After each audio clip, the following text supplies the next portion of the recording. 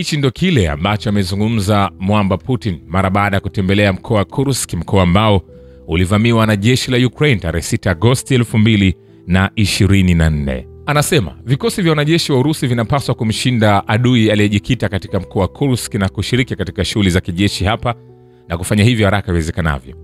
Mkoa wa Kursk unahitaji kukombolewa kikamilifu na hali ya mpakani inahitaji kurejeshwa. Na kwa kweli tunahitaji pia kufikiria juu ya kuunda eneo la usalama kwenye mpaka wa serikali katika siku zijazo.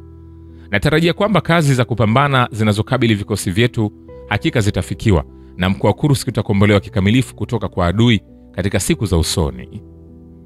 Kuhusu magaidi na mamluki, Putin anasema watu ambao wapo hapa katika mkoa wa Kursk wanaofanya uhalifu dhidi ya raia na kupigana na vikosi vyetu vya jeshi, vyombo vya kutekeleza sheria na huduma za usalama ni magaidi kwa mujibu wa sheria za Urusi. Anasema hivi ndivyo ofisi ya mwendesha mashtaka mkuu wa Urusi inavyoainisha vitendo vyao na ni chini ya kanuni ya jinai. Kuhusu wanamgambo wa Kiukraini waliotekwa kwenye mkoa wa Kursk, kulingana na sheria za Urusi, tunapaswa kuwatendea watu hawa kwanza kabisa kama magaidi. Tunapaswa kumtendea kila mtu kiutu, kila mtu anayeangukia mikononi mwetu. Hata hivyo, ningependa kusema kwamba mamluki wa kigeni hawahusiki na mkataba wa Geneva wa mwaka 1949 kuhusiana na matibabu ya wafungwa. Putin hakuishia hapo. Pia anasema, ningependa kutaja vitengo ambavyo vimekuwa nikisikia sana hivi karibuni.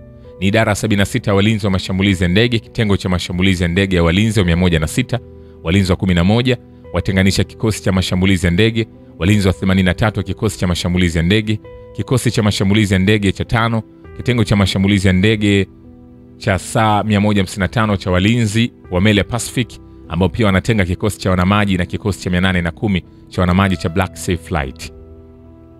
Putin pia alikitaja kikosi cha 177 cha walinzi wa baharini wa Caspian Flotilla, kikosi cha 22 cha bunduki za kitengo cha 72 na kikosi cha 1220 cha kitengo cha 3 cha bunduki. Pia anasema kundi la vikosi vya Ukraine kwenye mkoa wa Kursk limezingirwa na linaharibiwa polepole. Kikundi cha vita cha Kursk kilikomboa makazi 24 na kilomita za mraba 259 katika mkoa wa Kursk katika siku 5 zilizopita pekee. Takriban 19% ya hasara ya wanajeshi wa Ukraine imerekodiwa kwenye eneo dogo la Kursk, pamoja na zaidi ya 40% ya upotevu wa vifaa ikiwa tutahesabu hasara zote katika miezi 6. Vilevile mjumbe maalum wa Marekani katika Mashariki ya Kati Steve Witkoff amesema rais wa Ukraine Volodymyr Zelensky ameomba msamaha kwa rais wa Marekani Donald Trump kuhusiana na sakata lililozuka baina yao wakati wa mkutano kwenye ikulu ya White House. Witkoff amesema hayo kwenye mahojiano na televisheni ya Fox News kabla ya mkutano kati ya wajumbe wa Marekani na Ukraine unaofanyika nchini Saudi Arabia. Kwa mujibu wa mjumbe huyo wa Marekani katika Mashariki ya Kati, Washington inatarajia kupata maendeleo makubwa na inatumai kuwa itasaini makubaliano muhimu sana ya madini na Kyiv.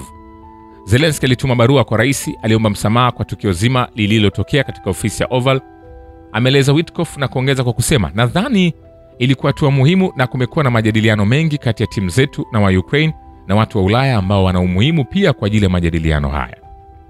Hivi karibuni Trump alifichua kuwa wiki iliyopita alipokea barua muhimu kutoka kwa Zelensky inayoelezea utaarifu wa Kyiv wa kuja kwenye meza mazungumzo haraka iwezekanavyo.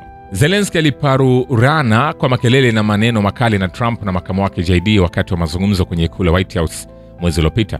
Rais wa Marekani alimtumu mwenzake wa Ukraine kwamba hakuonyesha heshima na shukrani kwa misaada iliyotolewa Marekani, ni mwenye shaka katika kufikia amani na Russia na anacheza kamari na vita vya 3 vya dunia. Zelensky alitakiwa aondoke ikulu ya White House kabla mazungumzo ya faragha baina yake na Trump kuanza. Sasa nikikutoa huko nikwambie harakati ya mapambano ya Kiislamu ya Palestina Hamas imesema kuwa uamuzi wa utawala wa Israeli wa kuzuia kuingia kwa misaada ya kibinadamu na mahitaji ya msingi katika ukanda wa Gaza unaozingirwa ni uhalifu wa kivita. Kwenye taarifa, Hamas imesema kuwa kufungwa kwa mipaka kunakiuka makubaliano ya kusitisha mapigano ya Januari. Hamas imesema hatua hii ni ukiukwaji wa wazi wa sheria za kimataifa za kibinadamu, mikataba ya Geneva, na inachukuliwa kama uhalifu wa kivita na adhabu ya pamoja inayotishia maisha ya raia wasio na hatia. Hamas imesema kuwa kufungwa kwa mipaka na kuendelea kuzuiwa kwa misaada kwa siku ya 10 mfululizo kunazidisha mateso ya zaidi ya Wapalestina milioni 2 na kunatishia njaa kubwa huko Gaza. Vilevile msemaji wa harakati ya mapambano ya Kiislamu ya Palestina Hamas ameeleza kuwa duru mpya mazungumzo ya kusimamisha vita ukanda wa Gaza imeanza. Hazim Kasim ameongeza kuwa harakati hiyo inafanya kazi kwa kuwajibika kikamilifu na ipo jadi katika mazungumzo hayo.